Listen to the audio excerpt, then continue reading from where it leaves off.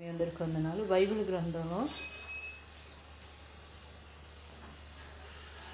మత్తయి సువార్తలో ఈ మాటలు ఉంటాయి. ఒక పక్షవాతం గలవాడిని యేసుక్రీస్తు ప్రభు దగ్గరికి కొంతమంది తీసుకొని వస్తే, యేసుక్రీస్తు ప్రభు కుమారుడని పాపాలు క్షమించబడి ఉన్నాయి,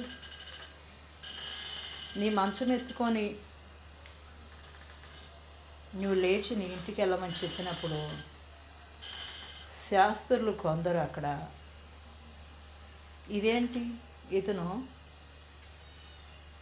ఇలా అంటున్నాడు, దేవదోషం చేస్తున్నాడే అని చెప్పి వాళ్ళు సనుక్కున్నారంట. సనుక్కొని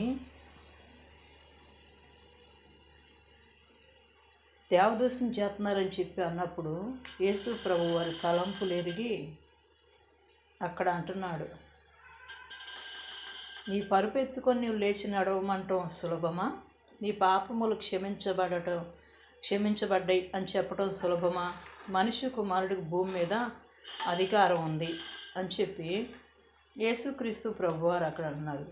అయితే ఈ దినాల్లో దేవుని సన్నిధికి ఏదో స్వస్థత కొరకు, వ్యాధులు బాగవటానికో, సమస్యలు పోవటానికో దేవుని సన్నిధికి వస్తుంటారు చాలామంది.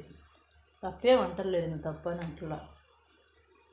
కానీ యేసుక్రీస్తు ప్రభు ఆ రోగానికి కారణం ఏంటో పాపం, ఆ పాపాన్ని క్షమించాడు. అక్కడ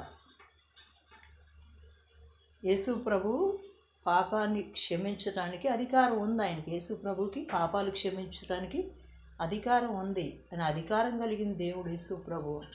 ఎంత ఘోర పాపివైనా నీ పాపం క్షమించబడదు, ఇక నువ్వు సావే అని చెప్పేసి అనేక మంది నీ గురించి మాట్లాడుకుంటున్నా, యేసు ప్రభు దగ్గరికి వచ్చి క్షమాపణ అడిగితే ఆయన క్షమిస్తే నీ పాపం అనేది లేకుండా పోద్ది.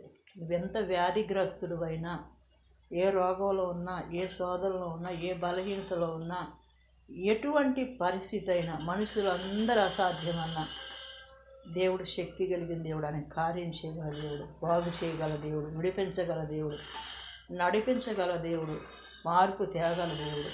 చాలామంది అంటారు, ఈ వ్యక్తి మారడండి, ఈ వ్యక్తి బాగుపడ్డండి, ఈ వ్యక్తి ఇంతే అని వీళ్ళు గట్టి పునాది వేస్తుంటారు సైతానికి.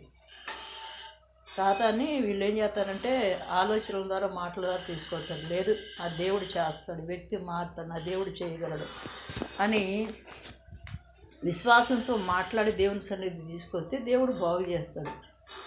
యేసు ప్రభు పాపాలు క్షమించినప్పుడు, ఎప్పుడైతే ఆ పక్షవాతం గలవాని పాపాలు క్షమించాడో అతను లేచి తన మంచం ఎత్తుకుని వెళ్ళిపోయాడు. అద్భుతమైన కార్యం చేశాడు దేవుడు.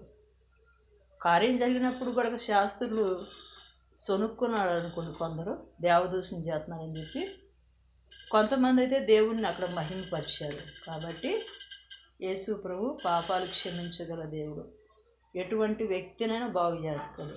ఈ మాటలు దేవుడు దీవించిన దాకా. Praise lord.